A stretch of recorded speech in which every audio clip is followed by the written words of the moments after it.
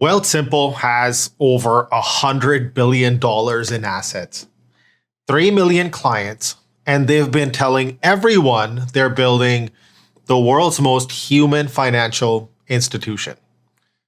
But their customers don't say human, they say easy. They say beginner friendly. They say where I started. That gap between what company claims and what customers actually say tells you everything about positioning.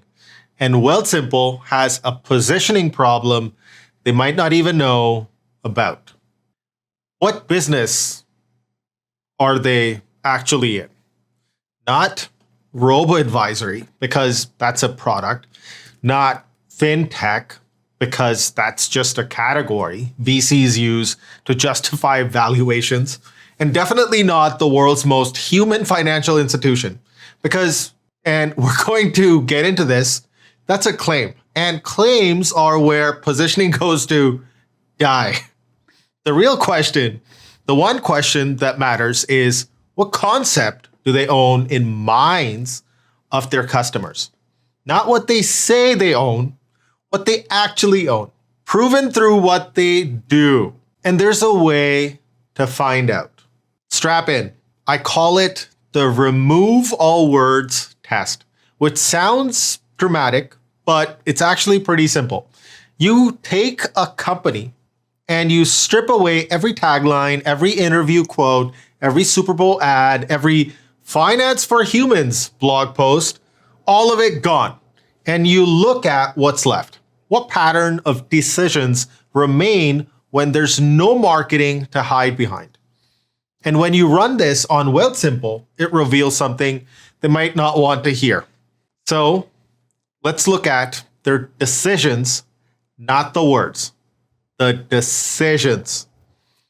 They exited the US and UK markets, just left, sold $200 million in assets to Betterment, and walked away from international growth at a time when every other VC-backed fintech was fabricating expansion stories to juice their valuations.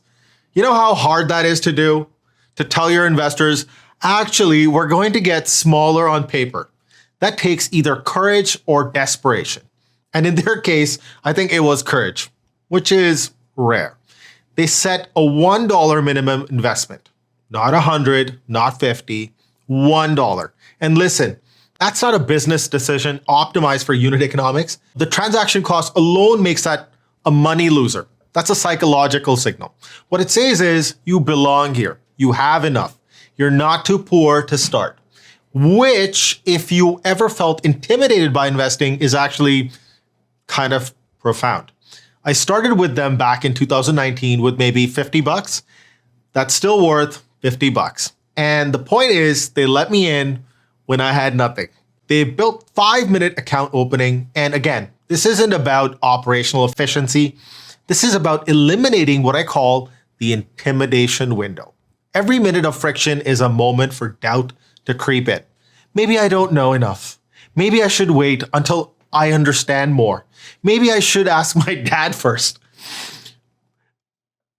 Go with me here. Wealthsimple structurally prevents the conversation from happening.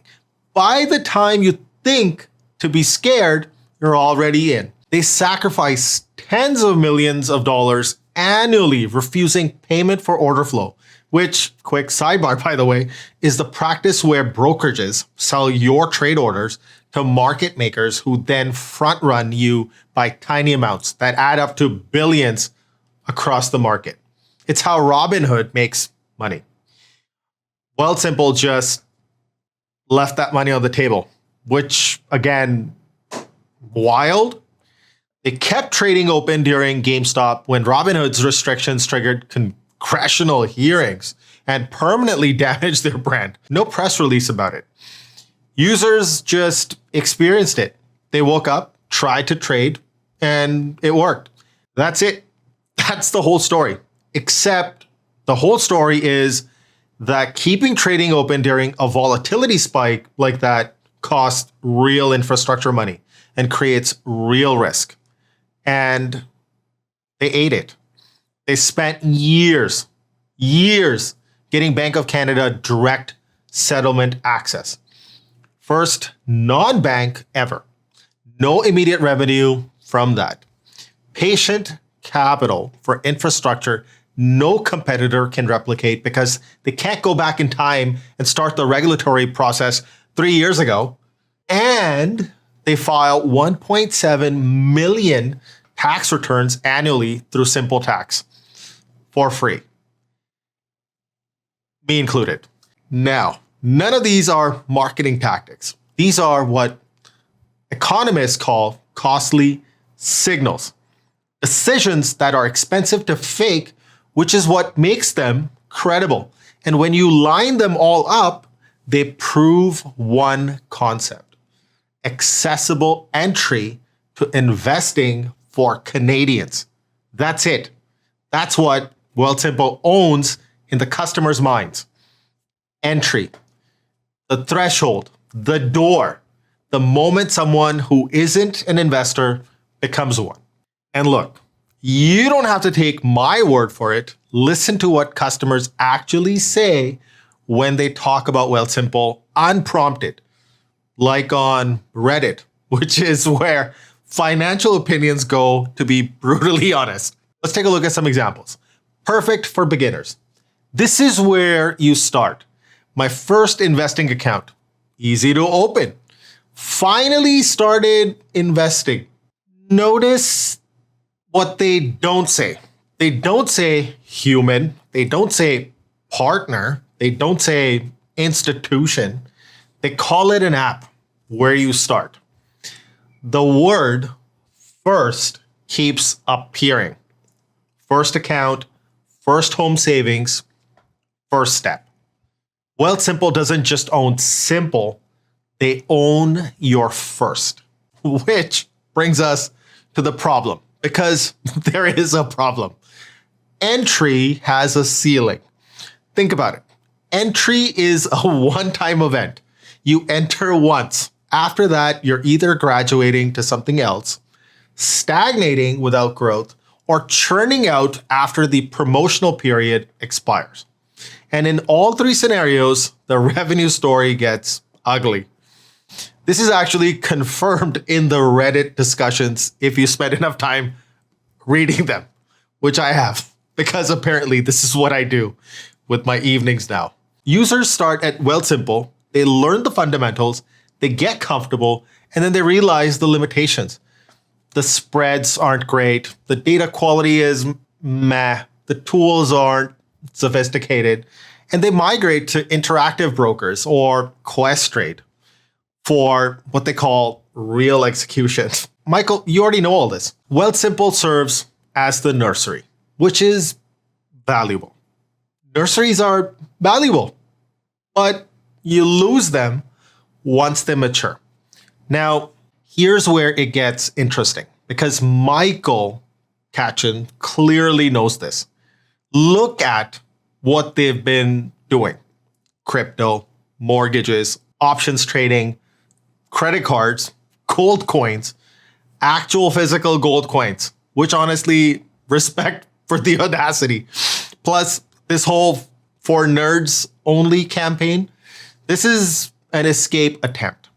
They're trying to reframe beginner, which sounds temporary, which sounds like something you grow out of, into nerd, which sounds permanent and intellectually superior. It's actually kind of brilliant as a linguistic move. I'm not a beginner, I'm a nerd. I choose simplicity because I'm sophisticated enough to know complexity is usually just noise. Except it doesn't quite work, because nerd works for someone with $50,000 who's optimizing for convenience. It doesn't work for someone with $2 million experiencing a 90-minute customer service wait during a market crisis. For them, for nerds only starts to feel a lot like for amateurs only. But here's the thing that really caught my attention. Katchen said something in an interview that I think reveals where this is all actually going. He said, if you do all your investing with Wealthsimple and all your banking with Wealthsimple, shouldn't you be able to automate tax filing for you? And when I heard that, I thought, that's not entry. That's not human either. That's control. The financial operating system for Canadians' entire lives. One dashboard, everything integrated. You don't manage your finances. The system manages your finances for you, and you just live your life. That's actually a really compelling position. Way more compelling than human, honestly. So Wealthsimple is caught in a three-way tension, and I don't think they fully realize it. What they own through a decade of costly signals is entry. What they explicitly claim in their marketing is human. What their product decisions are actually building toward? Control. Three different concepts, three different directions. And when you try to own three things at once, you end up owning none of them strongly or with conviction. And the human claim in particular has a specific problem, which is that customers don't use that word ever. Like, I went through hundreds of posts and reviews across social media and Reddit, and not once did someone say, I use Wealthsimple because it's human. Meanwhile, their Trustpilot rating is 1.3 stars. 1.3. Driven by customer service complaints. 90-minute wait times, canned email responses, no way to escalate to an actual person. World's most human financial institution directly contradicts the customer experience. And here's the principle. The moment you claim something explicitly, you weaken it because now you've activated skepticism. Now I'm looking for evidence. And if I don't find it, or worse, if I find the opposite, you've done more damage than if you've said nothing at all. Wealthsimple's real strength has always been implicit proof, decisions that communicate without words. When you keep trading open during GameStop, you don't need to claim you're trustworthy, you just are. But when you explicitly claim human, you trigger defense mechanisms. Customers think, if you were actually human, you wouldn't need to say it. So what should they do? And look, I'm just some guy who reads their label from the outside. I don't have their data. I don't sit in their strategy meetings. But from where I stand, stop claiming human. It's unearned. It's contradicted by structure. It's not lending. Stop defending entry. It's valuable, but limiting. It has a ceiling. And you know this, Michael. Instead, start owning control. Control without complexity. The master dashboard for your entire financial life. The place where your money manages itself. This matches what you're actually building. The full stack ecosystem. Investing plus banking plus taxes plus credit plus mortgages, all integrated. It resolves the tension between entry and sophistication because complexity becomes necessary for control. Not a contradiction of simplicity. It expands the addressable market beyond just beginners to anyone who wants consolidated financial management. And it's defensible because years of integration can't be quickly replicated. The transformation becomes different.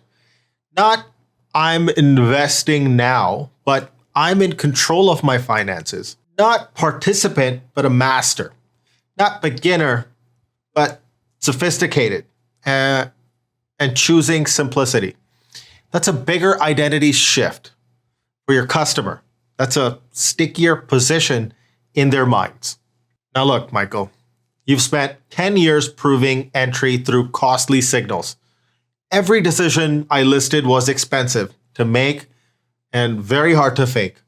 Now you need to spend the next 10 proving control the same way, not through marketing claims, but through structural commitments that make the position inevitable. Because here's the thing about positioning. The strongest positions are never explicitly stated. They're implicitly proven through consistent decisions that create knowledge in customers' minds without you ever having to explain. Wealthsimple's moat isn't marketing. It's never been. It's the pattern of decisions that would remain if every piece of marketing disappeared. No one can read their own label. That's the founder's curse. You experience your business from the inside, where tactics feel like strategy and every decision makes sense in context because you were there when it was made. This is what it looks like from the outside. What concept your decade of decisions actually proves, where the human claim contradicts your structure, why For Nerds Only is brilliant but incomplete, and what owning control would unlock. You own the door, Michael. The question is whether you'll recognize you're building the house.